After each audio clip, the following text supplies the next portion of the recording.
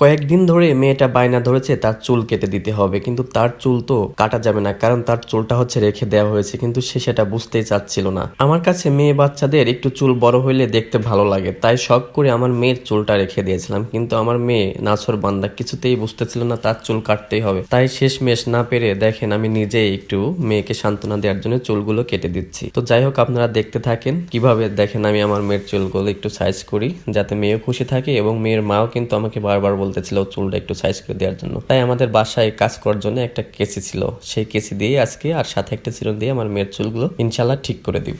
আমি জানি এত ভালো হবে না, কারণ আমি তো আর প্রফেশনাল ভাবে যারা কাটে তাদের মতন কাটতে পারবো না। তারপরও আমি জানি যে না পারলেও যে কোনো কাজ যত্ন করে করলে এতটা খারাপও হবে না। তাই আমি নিজেই আমার মেয়েকে চুলের আগাগুলো কেটে দেওয়ার চেষ্টা করতেছি এবং যথেষ্ট পরিমাণ সুন্দর করে ইনশাল্লাহ কেটে দিব। যেহেতু তার চুলগুলো বড়ই থাকবে এজন্য কিন্তু আমরা শুধু কাটতেছি চুলের আগাগুলো।